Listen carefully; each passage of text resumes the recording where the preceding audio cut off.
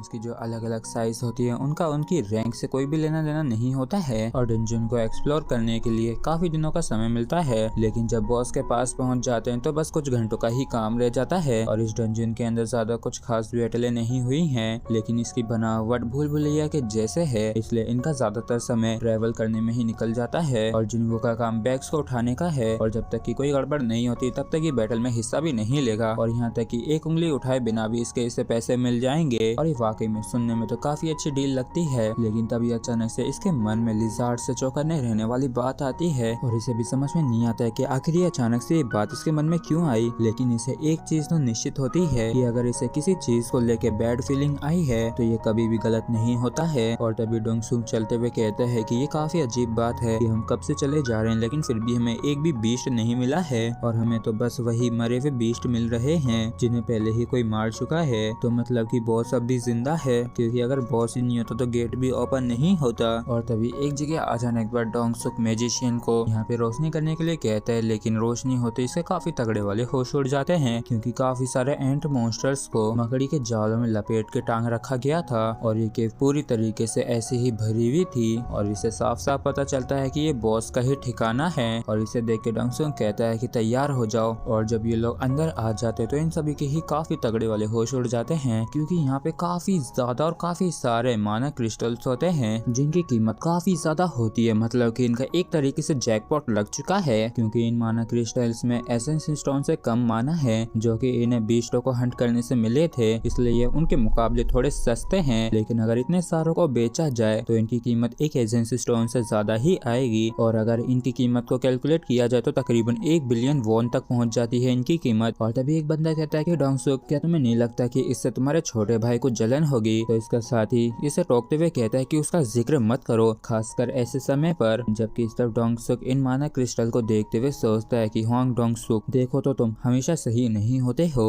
और आखिर तुम्हारी हिम्मत कैसे हुई कि तुम अपनी खुद की कंट्री को धोखा दो और सिर्फ पैसों के खातिर यूनाइटेड स्टेट चले जाओ। और तुमने तो हाई रैंक हासिल करते ही मुझे निकम्मों की तरह ट्रीट करना शुरू कर दिया था और तुम अब भी यही सोचते होगे कि मैं तुमसे कमजोर हूँ और शायद वो लोग वहाँ पे तुम्हें वीआईपी की तरह ट्रीट भी कर रहे होंगे। और मैं जानता हूँ कि तुम मुझे एक वीक लिंक के रूप में देखते हो, लेकिन अब वो सब कुछ चेंज हो जाएगा और इस अपॉर्चुनिटी के साथ मेरी स्ट्राइक स्क्वाड ग्रो होगी। जबकि इस तरफ एक बंदा कहता है कि सच में हमें तो एक जैकपॉट मिल गया है और जब हम 1 बिलियन को 9 लोगों में बांटेंगे तब भी हर एक को 100 मिलियन मिलेंगे। जबकि इस तरफ जिनहू से कहता है कि तुमने जो कॉन्ट्रैक्ट साइन किया है वो मुझे दे देना क्योंकि ऐसे मामलों का मेरे पास एक एक्सपर्ट है। और तभी जिनहू कहता है कि एक्सक्यूज मी, मुझे आप सभी से कुछ पूछना है। मिस्टर हुआंग, ये जिनहू का कॉन्ट्रैक्ट है और जैसा कि आप देख ही सकते हैं कि इसके अंदर सिर्फ यही बताया गया है कि हंटिंग के दौरान जो एसेंस स्टोन्स मिलेंगे उन्हें कैसे डिवाइड किया जाएगा, लेकिन इनमें बाकी की चीजों को डिस्ट्रीब्यूट करने के बारे में कुछ भी नहीं बताया गया है। तो क्या आप मुझे एक्सप्लेन कर सकते हैं कि इसके अंदर वो चीज क्यों नहीं बताई गई है? तो इसका मतलब ये है ना कि माना क्रिस्टल को 10 जनों के बीच में बंटना चाहिए, ना कि 9 जनों में। और जिन्हों की ये बातें इनमें से किसी को भी अच्छी नहीं लगती हैं और वैसे तो डोंगसुक को भी ये बात अच्छी नहीं लगती, लेकिन खुश होते हुए कहता है कि हाँ बिल्कुल, हमें क्रिस्टल्स को भी इक्वली स्प्लिट करना चाहिए और मैं पहले से ही इस चीज के बारे में जानता हूँ, लेकिन उससे पहले हमें उस चीज को संभालने की जरूरत होगी। और हम देखते हैं कि इस डंजन का जो बॉस स्पाइडर मॉन्स्टर होता है वो यहीं पे ऊपर टंगा हुआ होता है जो कि एक तरीके से सोया हुआ होता है। और डोंगसुक बताता है कि जैसा कि तुम सभी ही जानते हो कि एक बार जो बॉस हार गया तो ये गेट क्लोज हो जाएगा, इसलिए इस मकड़ी को हराने से पहले हमें इन सभी माना क्रिस्टल्स को माइन करके यहाँ से बाहर ले जाना होगा। और लगता है कि इसका पेट भरा होने की वजह से ये अभी सो रहा है और यही हमारे लिए काफी अच्छा मौका है इन क्रिस्टल्स को हासिल करने का। और चुलजिन, क्या तुम इक्विपमेंट को लेके आए हो? जिस पर चुलजिन कहता है कि नहीं, इसे ही मालूम था कि सी रैंक डंजन के अंदर माना क्रिस्टल्स मिलेंगे और मैं सारे माइनिंग इक्विपमेंट्स को कार में ही छोड़ आया हूँ। तो डोंगसुक कहता है कि मैंने तुमसे हमेशा ही कहा है कि पूरी तैयारी करके रखा करो, तुम सच में एक नंबर के निकम्मे हो। और फिर डोंगसुक इन दोनों से कहता है कि मुझे माफ करना, क्या तुम दोनों यहाँ पे रुक के इसे गार्ड कर सकते हो क्योंकि हमें जाके इक्विपमेंट्स को लाना पड़ेगा। तो जिन्हू परेशान होते हुए कहता है कि तुम ये चाहते हो कि बस हम दोनों ही इस बॉस लेयर के अंदर रुकें। तो डोंगसुक कहता है कि चिंता मत करो, तुम ठीक रहोगे क्योंकि देखने से तो नहीं लगता है कि ये पहले अटैक करने वालों में से होगा जब तक कि इसकी टेरिटरी के अंदर घुसा ना जाए। और तो ऐसा भी देख रहा है कि काफी खाना खाने के बाद ये काफी गहरी नींद में सो रहा है, तो मतलब कि अगर तुम लोग इसे उकसाओगे नहीं तो कुछ भी नहीं होगा। और जिन्हो, तुमने तो कहा है ना कि ये तुम्हारी पहली रेड है और सुंग जिन्हो, ये तुम्हारी भी पहली रेड है ना सी रैंक डंजन के अंदर, तो तुम दोनों ही मुझ पे विश्वास कर कर सकते हो। और देखो हम इतनी जोर जोर से बातें कर रहे हैं तब भी स्पाइडर नहीं उठा है, तो मतलब कि हमें अभी तो कोई दिक्कत नहीं होगी। और मुझे बाकियों के साथ भी कुछ बात करनी है, इसलिए मैं उनके साथ जा रहा हूँ। और लौटते टाइम मुझे अपने लिए सिगरेट भी लानी है। और चिंता मत करो, हम जल्दी लौट के आ जाएंगे। और जिन्हों सोचता है कि रूल्स के अनुसार एक सी रैंक एंटर के अंदर एंटर करने के लिए कम से कम 10 लोगों की जरूरत होती है, और इनकी स्ट्राइक स्क्वाड के अंदर सिर्फ 8 ही लोग हैं। अगर मुझे और जिन्हू को हटा दिया जाए तो।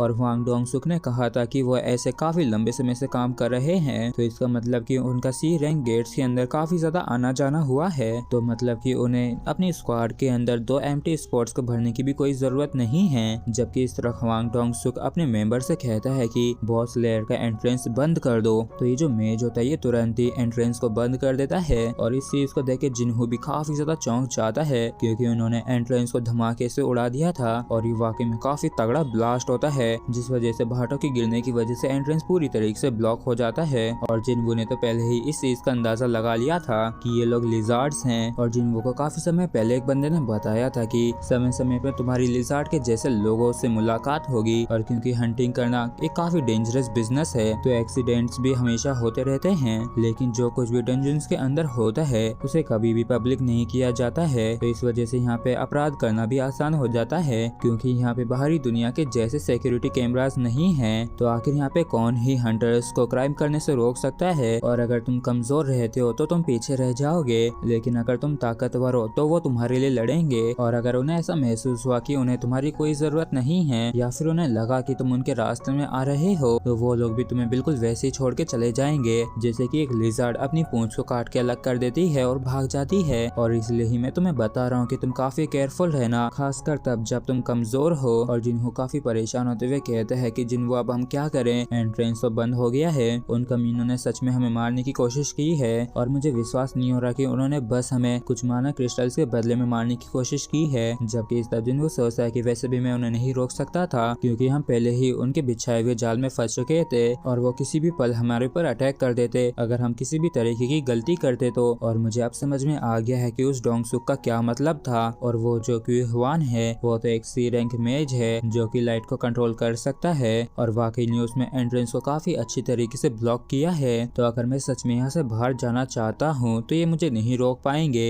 लेकिन अभी अभी हुए वे उस एक्सप्लोजन की वजह से वो स्पाइडर जग गया है, और यही अब यहाँ की सबसे बड़ी प्रॉब्लम बन गया है। और तभी हम देखते हैं कि ये जायंट स्पाइडर नीचे आने लगता है, जो कि एक सी रैंक डंजन बॉस है। जबकि इस तरफ ये लोग भी गेट से बाहर आ जाते हैं, क्योंकि इस बारी इन्हें पहले से ही रास्ता मालूम था, इसलिए ज्यादा समय नहीं लगा। और एक बंदा कहता है कि जल्दी से ब्रेक लेके लौट के अंदर चलते हैं। डोंग सुक आखिर हमें इन चीजों को ऐसा कॉम्प्लिकेट करने की क्या जरूरत थी, वैसे भी हम तो उन्हें मार सकते थे ना। तो डोंग सुक कहते हैं कि इडियट कहीं के, अगर हम वहाँ पे सच में लड़ते तो स्पाइडर जग जाता, तो आखिर हम कैसे माना क्रिस्टल्स को माइन करके ट्रांसपोर्ट करते। और वो जो ई रैंक का हंटर है उसे तो आज तक का सबसे कमजोर हंटर भी कहा जाता है, जबकि दूसरा एक डी रैंक हंटर है जिसके पास रेड का कोई भी एक्सपीरियंस नहीं है। तो इसका मतलब कि वो किसी भी हाल में बॉस को तो नहीं हरा सकते हैं। और मेरा प्लान यही है कि हम तब तक इंतजार करेंगे जब तक कि वो स्पाइडर उन लोगों को खा के सो नहीं जाता है, जिसके बाद हम जाके सभी माइना क्रिस्टल्स को माइन कर लेंगे। और अगर ये काम भी नहीं करता है तो हमें खुद उस बॉस को मारना होगा। और क्या तुमने उस जिन्हों के इक्विपमेंट देखे थे, क्योंकि उसकी सिर्फ स्वॉर्ड और शील्ड ही कई मिलियंस की होगी। और अगर हम सभी माना क्रिस्टल को भी नहीं ले जा सके तो कम से कम हम उसकी चीजें तो ले ही लेंगे। और चलो देखते हैं कि आखिर वो किस अमीर घर से है, क्योंकि हमें कम से कम उसे फ्यूनरल तो देना चाहिए। और मेज कहता है कि एंट्रेंस बंद होने की वजह से जो इतनी ज्यादा आवाज हुई थी तो डंजन बॉस तो अब तक तो उठ भी गया होगा। और डोंगसुक कहते हैं कि वो बॉस काफी ज्यादा खतरनाक और ताकतवर है, तो क्या तुम्हें लगता है कि तुम अकेले ही उस मॉन्स्टर को हरा सकते हो। जिस पर मेज कहता है कि नहीं, मुझे तो नहीं लगता कि मैं हरा पाऊंगा। तो डोंगसुक कहता है कि हाँ, मैं भी नहीं कर पाऊंगा। और उसे बॉस ऐसे ही नहीं कहा जाता है, और इस चीज से कोई भी फर्क नहीं पड़ता है कि वो लोग कितनी ज्यादा कोशिश करते हैं, लेकिन 2 लो रैंकिंग हंटर्स कभी भी वहाँ से जिंदा बाहर नहीं आ सकते हैं। जबकि इस तरफ हम देखते हैं कि ये स्पाइडर इन दोनों के काफी पास आ गया होता है, जबकि जिन्हू के सामने खड़ा होकर कहता है कि जिन्हू मेरे पीछे ही रहना, मैं अपनी पूरी कोशिश करूंगा इसे रोकने की। और जिन्हू देखता है कि इस मॉन्स्टर के पास कई सारी आंखें, काफी खतरनाक वाला जबड़ा और एक घर जितना बड़ा शरीर और लंबे लंबे पैर, और ये बॉस वाकई में एक डिफरेंट लेवल पे है। और तभी इसे समझ में आ जाता है कि ये उस गॉड के सामने तो कुछ भी नहीं था। और यहाँ आते हुए कहता है कि जिन्हो जहाँ पे हो वहीं पे रहना, क्योंकि इसका सामना मैं करने वाला हूँ। तो जिन्हो इसे रोकते हुए कहता है कि आखिर तुम क्या करने जा रहे हो। तो जिन्हो बताता है कि ये इस बॉस को हराने वाला है। तो जिन्हो घबराते हुए कहता है कि तुम इस बॉस को हराने वाले हो, क्या तुम्हारा दिमाग खराब हो गया है? और इस सी रैंक बॉस के खिलाफ अकेले सिर्फ बी रैंक या उससे ऊपर वाले रैंक के ही हंटर्स जा सकते हैं। अगर इतना नहीं तो इसका सामना करने के लिए तुम्हें कम से कम सी रैंक हंटर जितना स्ट्रॉन्ग रहना होगा। तो आखिर तुम्हारा इससे कैसे लड़ने का प्लान है? तुम्हें तो यहाँ से भाग के निकलने के प्लान के बारे में सोचना चाहिए। और इस बात को सुन के जिन्हो सोचता है कि यहाँ तक कि वैसे मैं दोबारा से रीअवेकन हुआ हूँ, लेकिन अब भी मैं काफी कमजोर हूँ। लेकिन ना जाने क्यों मुझे इसके सामने निराशा महसूस नहीं हो रही है। शायद इसलिए क्योंकि मेरा जो इंस्टेंस डंजन के अंदर ब्लू वेनम फैंग्ड का से सामना हुआ था वो ई रैंक हंटर के लिए काफी ज्यादा ताकतवर था, जो कि डी रैंक बॉस से ज्यादा स्ट्रॉन्ग था, क्योंकि वो जो गोलम वाला मॉन्स्टर था वो डी रैंक या फिर उससे नीचे का था। लेकिन मैं अच्छी तरीके से जानता हूँ कि ये जो बॉस है ये उन दो बाकी के बॉस मॉन्स्टर से कहीं ज्यादा ताकतवर है। और इस सी रैंक बॉस का सामना करते हुए मुझे बिल्कुल भी घबराहट या डर महसूस नहीं हो रहा है। इसका जाहिर से यही मतलब है कि मैं स्ट्रॉन्ग हो गया हूँ। और इस मॉन्स्टर को देख के जिन्हो मुस्कुराने लगता है और तभी स्पाइडर काफी गुस्से में आगे बढ़ते हुए इनके ऊपर अटैक कर देता है। जबकि जिन्हो आगे बढ़ते हुए सोचता है कि मैं अभी 18 लेवल पे हूँ तो शायद मैं इस 3 रैंक बॉस को हरा सकूं। और जिन्हो का इस तरीके से अटैक करता देखे जिन्हो को काफी ज्यादा डर लगने लगता है जिन्हो के लिए। जबकि इस तरफ जिन्हो तो काफी ज्यादा खतरनाक तरीके से इस मॉन्स्टर के ऊपर अटैक्स कर रहा होता है। और जिन्हो देखता है कि इसके सारे अटैक से इस स्पाइडर के ऊपर काम कर रहे हैं, जिसका मतलब ये है कि कासाका का जो वेनम फैंग है ये वाकई में काफी अच्छा डैगर है। और इसी वजह से इन्हें हंटर कहा जाता है, क्योंकि अब जाके असली हंटिंग शुरू हुई है। और हम देखते हैं कि ये स्पाइडर और जिन्हो एक बारी और वापस एक दूसरे के आमने सामने आ जाते हैं। जबकि जिन्हो के इस ताकत को देख के होश उड़े हुए होते हैं और जिन्हो का इस मॉन्स्टर से लड़ता देख के जिन्हो काफी ज्यादा हैरान परेशान होते हुए कहता है कि ये तो एक ई रैंक हंटर था ना, क्योंकि एक ई रैंक हंटर के लिए इस तरीके से लड़ पाना नामुमकिन बात है।